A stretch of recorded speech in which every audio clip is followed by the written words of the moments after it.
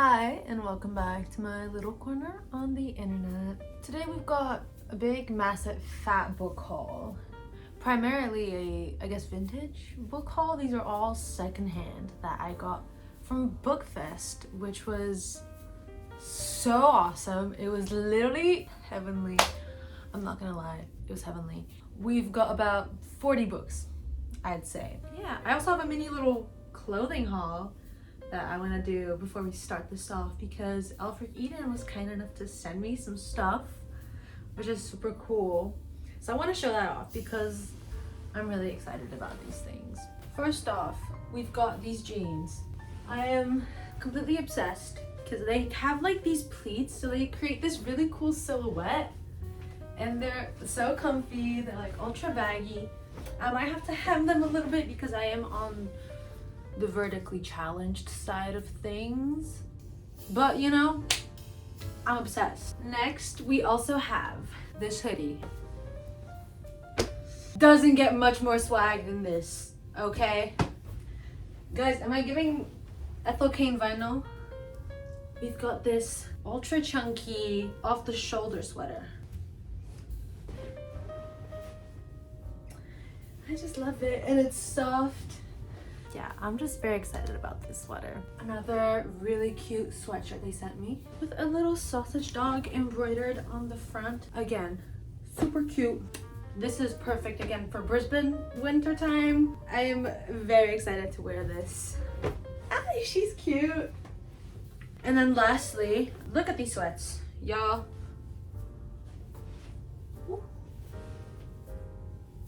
But yeah, that's my little mini clothing haul. Thanks, Aelfric for sending me these. I am very excited to wear them. If you guys want to check them out, I'll put the link in the description.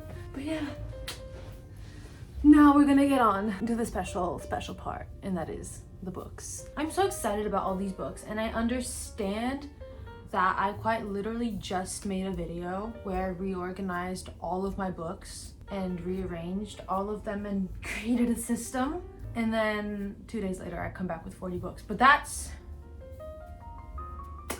fine. This is part of the process of curating a library. A lot of these books are classics / modern-ish classics. Some of these I had never heard of before, but I'm very keen on all of these. So I'm just gonna stop yapping and get into it. I'm just gonna pick them out of the pile as we go along without necessarily any system. The first one I've got here, The Philosophy of Andy Warhol by Andy Warhol. It's a little orange penguin. I've already started reading this. I'm about to finish it. Like after I film this, I'm gonna finish it. But I'm obsessed. It's basically his autobiography. It has about 15 chapters of different sort of concepts and a lot of just, as you might figure out, his philosophy on life and his thoughts on many things: love, life, sex, art, cities, atmosphere, everything. And as I've been reading this, I'm obsessed with him. I love Andy Warhol. The way he thinks, the way he writes is so funny and so clever and witty. I love him. But yeah, that's the first one. Next, we've got William Shakespeare's Richard III. It's a Shakespeare play. I am trying to collect as many Shakespeare plays as I can because I do really enjoy Shakespeare. I don't really care for figuring out what the play is on. I just want it because I know I want to read it and I want to conquer all his plays and things like that. And there's a long way to go, but found this, got it, very excited about it. And going along with that, I also have the Poems of Shakespeare, edited by George Wyndham. And it's basically just a fat collection of his poetry. I also love poetry. I've been trying to grow my poetry collection, so I'm very excited about this as well. I have these two books that I actually got off Depop for like $3 each, and that is being Wuthering Heights by Emily Bronte. These are basically brand new. I should probably bring the books closer so you can see them. And then I also have On the Genealogy of Morals by Friedrich Nietzsche. Also a little Black Penguin classic. Also many mixed reviews. Nietzsche asks why the virtues of poverty, humility, and chastity have become so central to religion, even when they deny vitality and life itself. Daring to expose uncomfortable truths, this brilliant polemic provides startling insights into our complex psychology. I think Nietzsche in general can get kind of mixed reviews on his things, so I'm very keen to get on that. I also hope the reflection of my lighting isn't too bad on the books. I hope you can see the covers. I am making sure I'm flipping the video this time. Thank you to people who pointed that out because I always forget. But anyways, next we have The Fraticides by Maurice Edelman. Can we just take a moment to appreciate that cover? It's gorgeous. It's a hardcover, again, for the back. I didn't know what this book was, but I read the blurb and I became very intrigued. I'm gonna read a short excerpt of the blurb because it is quite long. The Fraticides is a novel of our times, grippingly exciting, yet told with a calm understanding of those human motives which remain constant irrespective of political attachments. Above all, it is an optimistic book centered on a faith in God and man, which Dupré and Hassid from their different points of view uphold. At all these levels, the Fraticides is a powerful and memorable achievement. It's set in Algeria, which probably one of the main things that kind of gripped me when I was reading the blurb, because Camus is an Algerian French author and I'm obsessed with him, so I thought maybe I should read more books set in Algeria now that I've seen this. And my eyes were caught by the beautiful illustration on the cover, so I'm keen to read this. I hope that my little readings of the blurbs, or I guess extracted readings of the blurbs, maybe motivate you to maybe look into them a little bit more, just because I don't want to drag it on too long. Another beautiful book that caught my eye that maybe I have heard of it, but not much. And that is Geraldine Bradshaw by Calder William. Look at that.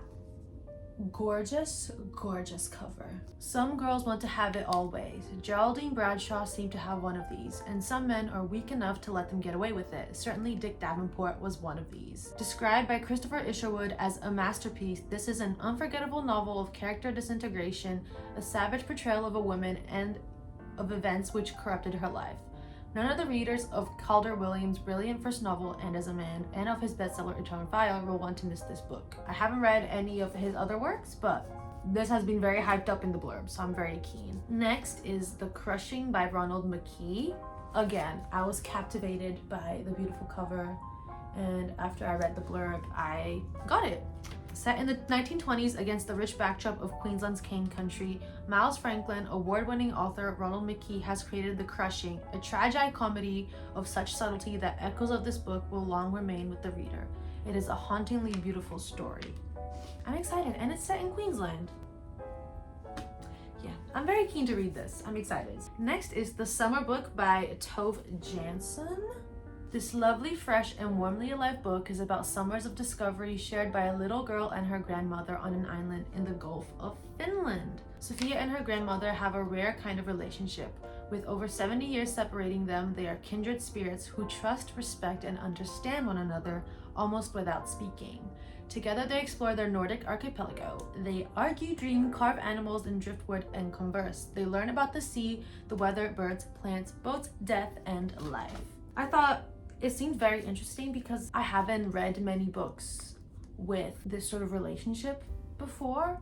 At least I think in Ferrante's, I guess, there is that sort of relationship in there, but primarily a book following the relationship between a grandma and her granddaughter seemed very fun, and I feel like it'd be an interesting dynamic, especially given the things that the book supposedly entails. So next we've got quite a lot of classic penguins. We've got The Prince by Niccolo Machiavelli, translated with an introduction by George Bull. This famous treatise on statecraft holds such power to shock men of goodwill that are at one time Niccolo Machiavelli's was identified with Satan himself. That is the one thing that sold me when I read the back. I was like, so that sounds litty. In his town, turbulent times, however, Machiavelli was concerned not with lofty ideals, but with government that would last. He drew on his own experience of office under the Florentine Republic. Here he states uncompromisingly what, in some degree, most governments do, but none profess to do, and the tough realities of Machiavelli's Italian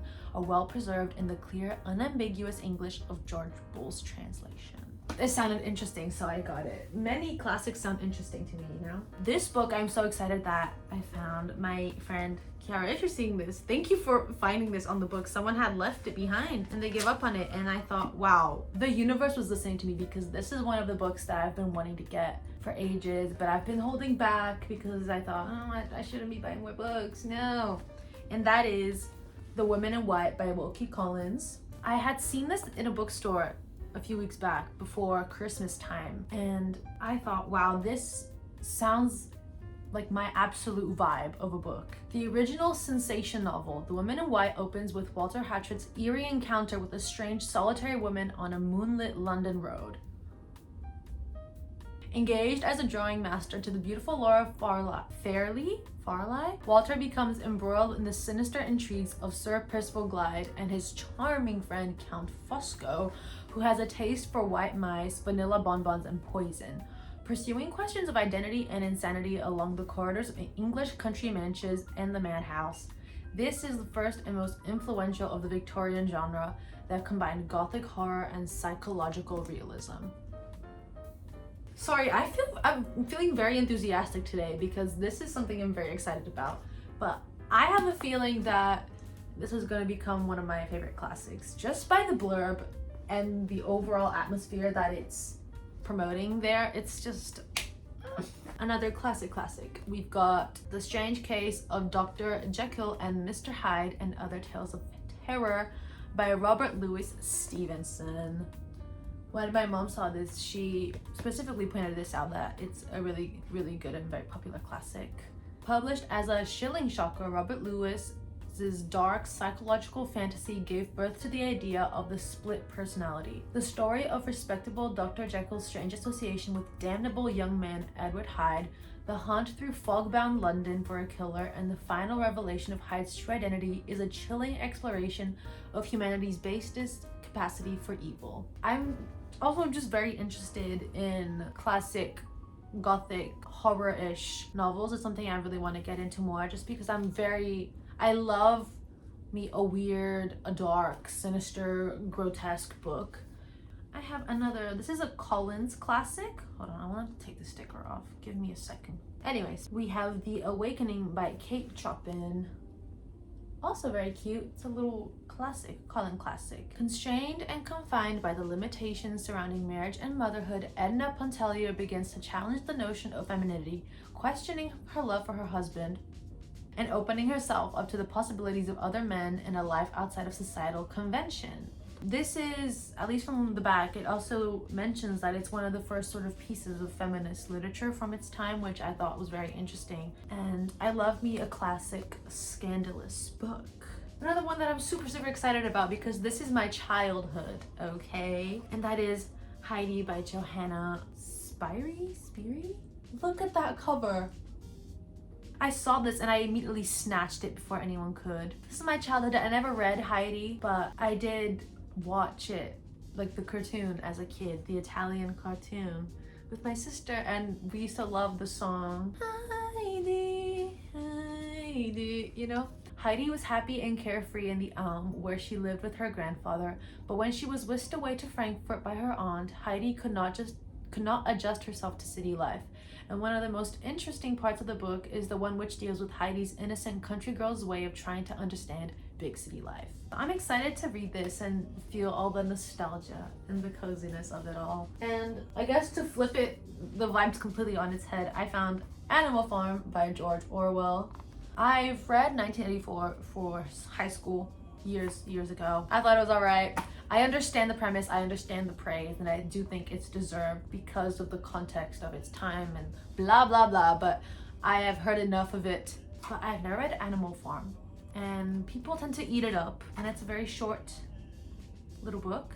If I'm being honest, the only thing I know about this book is that it is dystopian, and I think it draws this line where, I guess, humans, or sort of animals in a sense. Animal Farm, the history of a revolution that went wrong, is George Orwell's brilliant satire on the corrupting influence of power. Another classic, it's a little orange penguin, and that is The Great Gatsby by F. Scott Fitzgerald, or his wife, if y'all know the lore behind that. It basically follows Gatsby and this huge party he throws, and it's a lot of observations on high class society and all of that, and the rich. You either absolutely love it or you hate it, at least from what I've seen. Next is Humphrey Clinker by Tobias Smollett. Again, look at that cover. It's a little vintage penguin. If you don't know what this book is on, which I didn't know it existed. Tough, splenetic, and widely experienced of all the great novelists of his time, Tobias Smollett is the one who registered best the bawdy, brutal side of 18th century life. Towards the end of his life, however, he grew mellower, and Humphrey Clinker is a tale of high good humor. Squire Bramble's picaresque tour of the Britain of George III has enough eccentric characters and comic adventures for several lifetimes and a wealth of local color. It's a very opulent novel. It appears about 18th century life. I was intrigued. Oh, one thing I'm really excited about is this little book. This little vintage leather book. And it is a collection of Oscar Wilde's stories. This is my everything. It's very old. I love Oscar Wilde. He's one of my favorites ever. I read The Picture of Dorian Gray twice last year. Next is this gorgeous hardcover book of Russian 19th century verse. Another poetry collection. I've been getting into the Russians. And so this was pointed out to me, and I thought, yeah, I'll read some Russian poetry, why not? I enjoy reading sometimes some poems before bed, light a candle, indulge in some poetry. Another thing that has me quivering, okay? When I saw this, I snatched it so quick because it was busy. You have to fight for these books, okay? I snatched this up so quick, and that is this beautiful hardcover version of Perfume by Patrick Suskind. I love this book. I am so excited about this. I can't contain my smile because it's just, I have this and I want to read this again. And I'm just so excited that I found this.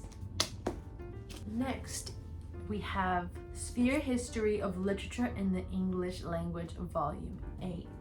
And it's basically just a book on English literature, and it has various chapters. It's essentially a textbook.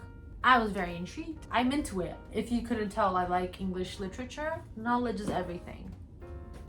Again, we have another little stack of a bunch of penguins. Cousin Bet by Honoré de Balzac. Poor plain spinster Bet is compelled to survive on the condescending patronage of her socially superior relatives in Paris. Her beautiful saintly cousin Adeline, her philandering Baron Hulot, and her daughter Hortense.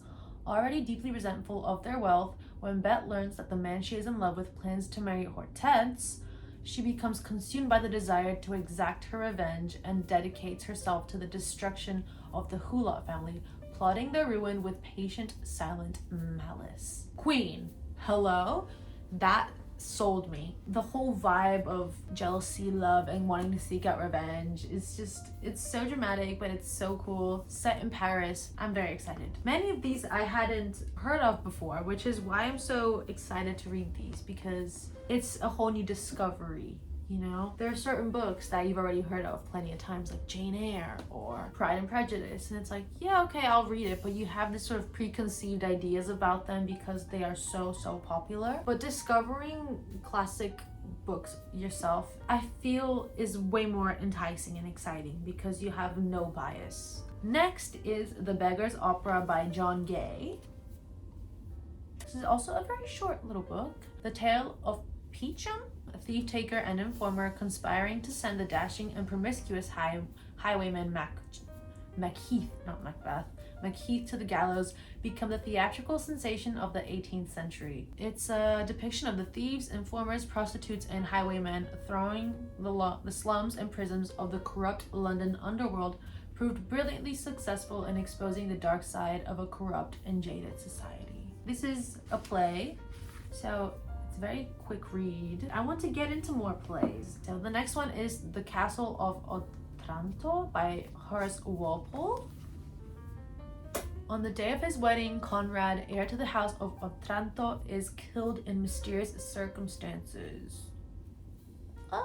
His calculating father, Manfred, fears that his dynasty will now come to an end and determines to marry his son's bride himself, despite the fact that he is already married. Ooh, scandalous. That is kind of what sold me. But a series of terrifying supernatural omens soon threaten his unlawful union as the curse placed on Manfred's ancestor, who usurped the lawful prince of Otranto, begins to unfold. Next is Portrait of a Lady by Henry James. Please don't attack me. Please don't come for me. But I already have this really old, decrepit, little mini vintage penguin of Portrait of a Lady. But I truly love the black penguins. It's a bigger text. I just find it's probably a bit easier to read as well, but these are sort of things that I like to collect as well. This book is focused on when Isabel Archer, a beautiful spirited American, is brought to Europe by her wealthy aunt. It is expected that she will soon marry, but Isabel, resolved to enjoy the freedom that her fortune has opened up and to determine her own fate, does not hesitate to turn down 2 eligible suitors. Baddie.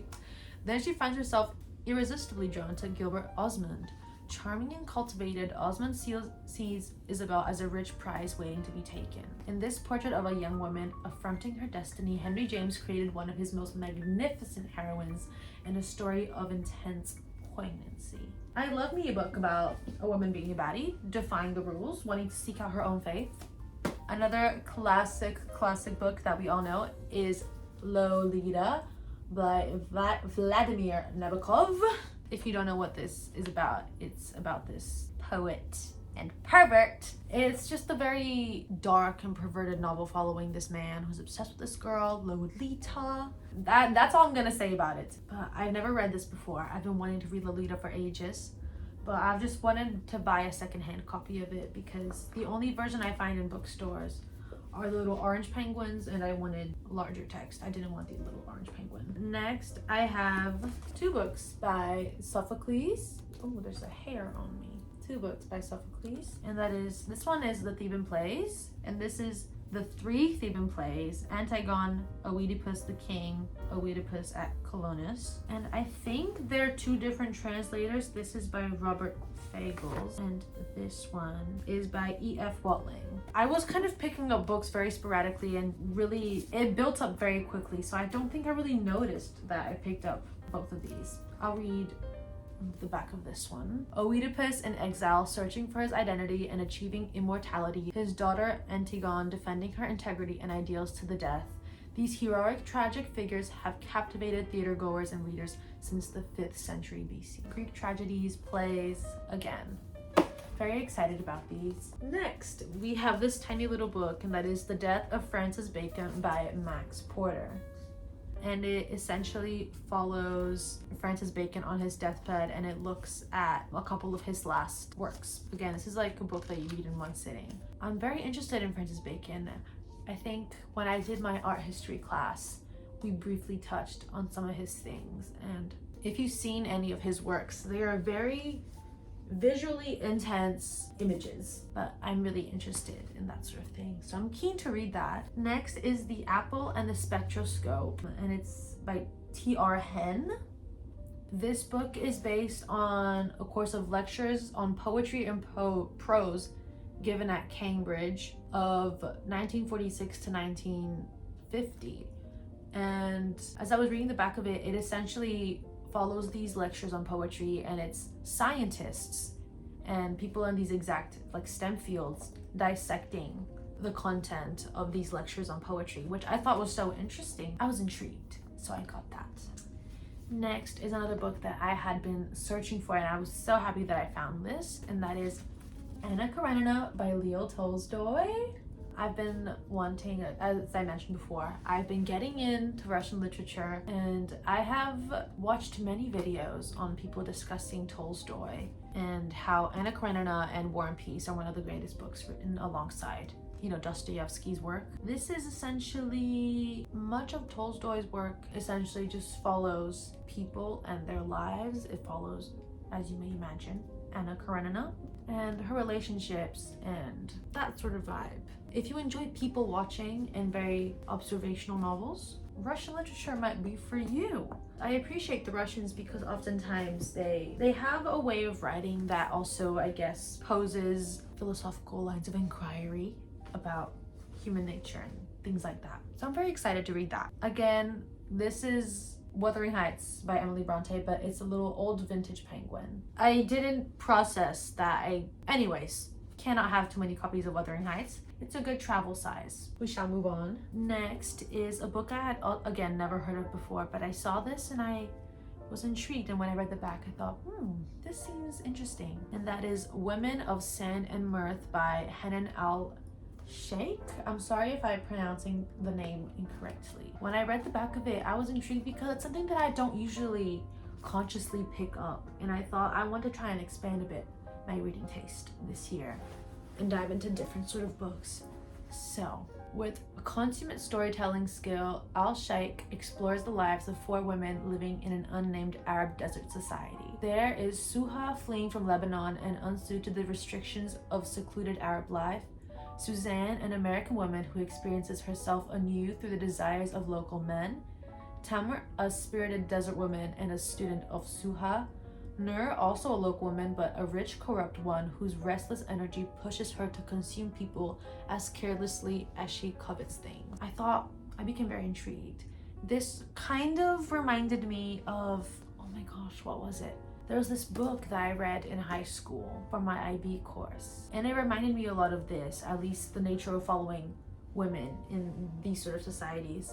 If I remember the book, I will put it up on the screen. I'm very interested to read this sort of perspective and this sort of experience because it's not something I usually gravitate towards. Next is the Oxford Book of Verse in English translation, chosen and edited by Charles Tomlinson. Can we get a little commotion for the cover? A fat book of poetry. You know, on nights of melancholia, light a candle, read some poems. Very excited about this. Next, also something I'm very, very excited about because it is the plays of Oscar Wilde. A little Wordsworth vintage classic. This is volume 2. I didn't find volume 1, but that's okay. 1 is better than nothing. I just love Oscar Wilde. His writing is of a different degree. He is a master of words and storytelling. Another thing to add to my play collection now that is very rapidly growing. Next is The Richest Thorn by Ruth Park. This is actually set in New Zealand by, I'm not sure the author, if Ruth Park is a Kiwi author, but when I read that it was set in New Zealand, I became a bit intrigued because I noticed that I don't read many things set in Australia/New Zealand, and I saw witch in the title, so I was like, ooh, what's this? Johnny Gow is the Richest Thorn whose influence poisons the lives of everyone he touches in the sleepy New Zealand township of Takano. His illegitimate daughter Bethel Jury suffers perhaps most of all. After the death of her grandmother, Bethel moves from one family to another. She stays with the court German hotel keeper, with the fat, prissy grocer and his moralistic wife, with her aunt, the town's bad woman. It is not until her father reclaims her that she truly knows despair. It's very rustic, Australiana, New Zealanderana vibe, if you know what I mean. Next is something also I'm very excited about when I saw this, and that is the Sicilian Romance by Anne Radcliffe.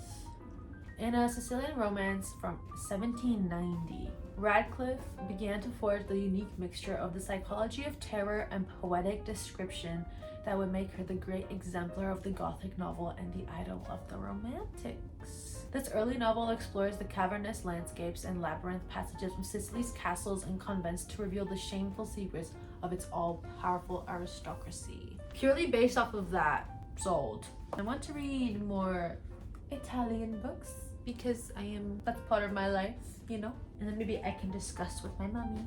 Another one is another Oxford classic, and that is A Simple Story by Elizabeth Inchbald.